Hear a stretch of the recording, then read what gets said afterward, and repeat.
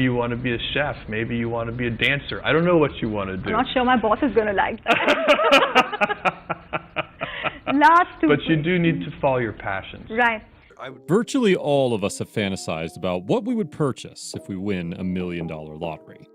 Pictures of raving Ferraris, sunny private islands, raging yacht parties often come to mind. Billionaires and millionaires often make purchases we sometimes ignore as even an option.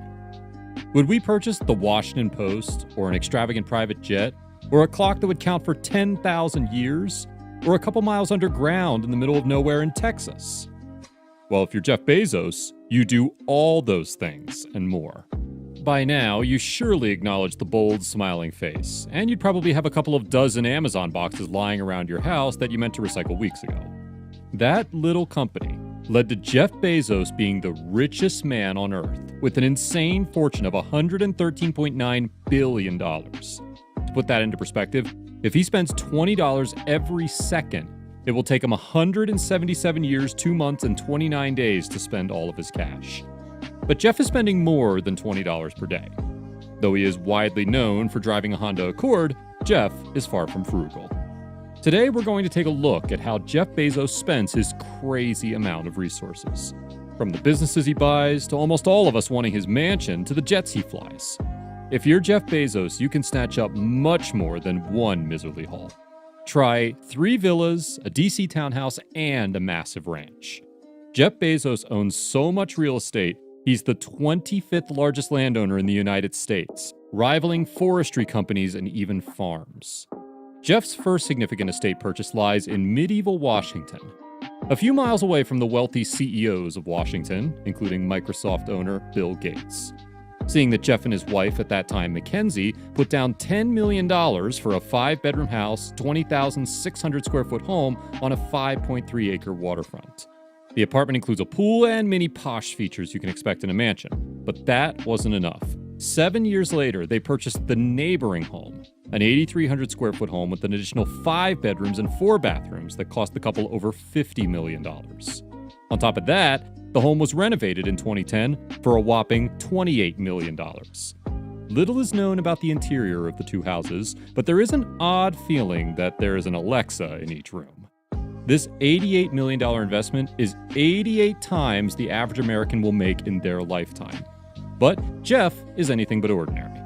He returned to purchase the most substantial home in Washington, D.C. for $23 million. The property is a 100-year-old former textile mill with 25 bathrooms, 11 bedrooms, 3 kitchens, and a massive ballroom. When Jeff wants to escape the D.C. traffic, he can slap on his cowboy boots and experience a little serving charm at his 30,000-acre ranch in Texas. His ranch is worth millions of dollars, having recently been renovated and home to Blue Origin, Jeff's space exploration company. However, it was mostly bought to give his children some playing space during the summer. Jeff also owns a $24.45 million mansion compound in Beverly Hills.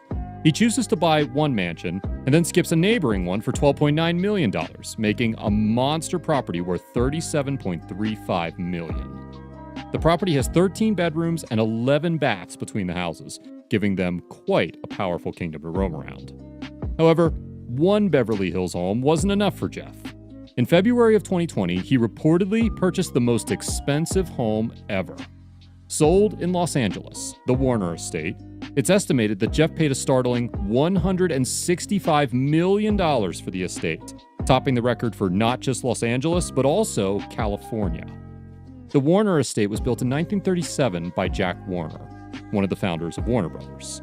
Since then, it's undergone several renovations and passed through several wealthy hands. Dimensions are 13,600 square feet with 2 large guest houses, 2 pools, a spa, a tennis court, a motor court with gas pumps, and even a 9-hole golf course. The home's interior has 8 bedrooms, 9 bathrooms, a movie theater, a bar, and fitted with floorings that were once owned by Napoleon himself. Naturally, Jeff needs a way to jump mansion to mansion, and there's no way he is stacking his family in his Honda Accord. Jeff owns a Gulfstream G650ER, which costs a whopping $65 million. The aircraft has 3 living areas, the most notable of which is a lounge area with 2 couches, a retractable flat-screen television, and a built-in wine cooler. There is also a back bedroom and a dining area with the most convenient seats on the planet. flying in one plane will make it hard to ever fly in a regular aircraft again. Since he started dating Lauren Sanchez, Jeff has been spotted off the coast of Italy on super yachts and in Wimbledon. He recently pitched a lavish week-long birthday party for Lauren, which covers a party with high-profile celebrities like Orlando Bloom and Katy Perry. The birthday week ended with a romantic trip to Bath on a private yacht. On these trips, there is no doubt that Jeff has spent more on a single toast than most people spend on a week of food. He's known for picking unique foods on the menu, often opting for things like an octopus for breakfast. He's reportedly said that if there's something he's never had on the menu, he has to get it. Aside from fancy meals, expensive planes, and lavish properties, there are a few other places where the wealthy can spend their money. Mainly on other business ventures. And when you're as wealthy as Jeff, you can put your money in some other businesses. Jeff Bezos has invested in the Long How Foundation, a nonprofit organization based out of San Francisco. The company is building a 500-foot tall clock that runs on day and night thermal cycles, and it's meant to take once a year for 10,000 years. The clock is built on Jeff's ranch property, buried underground within a mountain, and it's intended to symbolize long-term thinking. Of course, it was also Blue Origin, which is Jeff's space exploration company. The company focuses on vertical takeoff and landing vehicles with an introduction that would allow humans to colonize space. The company is mostly funded using Jeff's money. He has been quoted saying he plans to use his Amazon fortune on space exploration, which he tries back to his fascination watching NASA missions as a child. Although he's on the run for becoming the world's first trillionaire, Bezos is said to often prefer driving himself around in a used Honda Accord, which is valued in the low 5 figures. A profile CBS's Bob Simon did of Bezos in 1999 for 60 Minutes, resurfaced by GeekWire, showed Bezos driving the car. When Simon asked, "What's with the Honda?" After a laugh, Bezos replied, "This is a perfectly good car."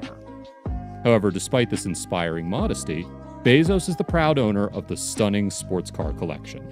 Number 1. Ferrari Pininfarina Sergio, $3 million. Winner of an Auto Design Award, the Pininfarina boasts a perfect balance between the advanced technology of its man-machine interface and its refined handcrafted details, all essential elements of a signature Ferrari sports car.